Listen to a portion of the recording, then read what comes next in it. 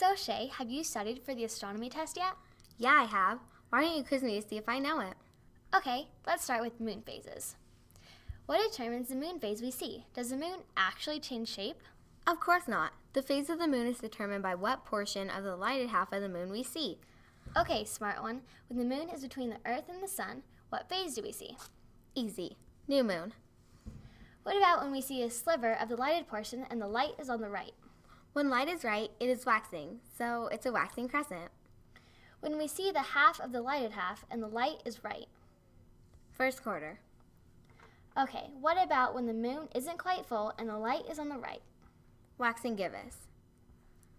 When the moon is opposite the sun, but not in our shadow?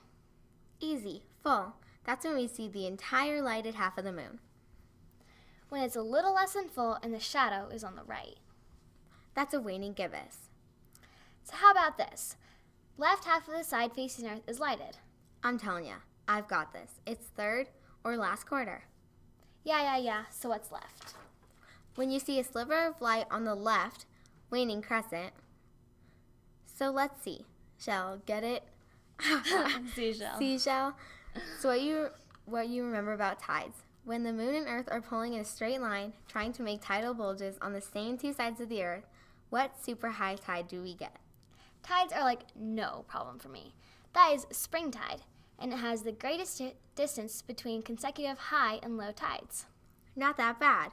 What about the tide where there's the least difference between high and low tides? That would be neap tide, when the sun, Earth, and moon make a right angle and it occurs at either first or third quarters. So tell me about the eclipses. No problem. A total solar eclipse occurs when the moon blocks out the sun for a small portion of the Earth. The moon's shadow falls on Earth. Nice. How about the other eclipse? The one that only can happen during a full moon. Lunar eclipse. You're way more likely to see these. It is when the moon passes into the Earth's shadow and the whole thing turns dark. Way to go, girl. Now you can show what you know about moon features. What are those light-colored mountainous regions on the surface of the moon? That's easy. Highlands.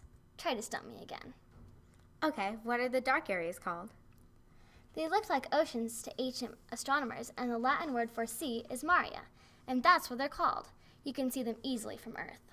Smarty pants. What are the white lines coming out in all directions from the surface depressions? And what are those circular depressions called? The lines are called rays, and the depressions are called craters. Okay, trivia time. How long does it take the Earth to orbit or revolve around the sun? 365 and 1/4 days. How about one rotation or day? 24 hours. Okay, perfect. What about our tilt? Easy. 23.5 degrees. This moon stuff is no problem. I know we're going to ace this test.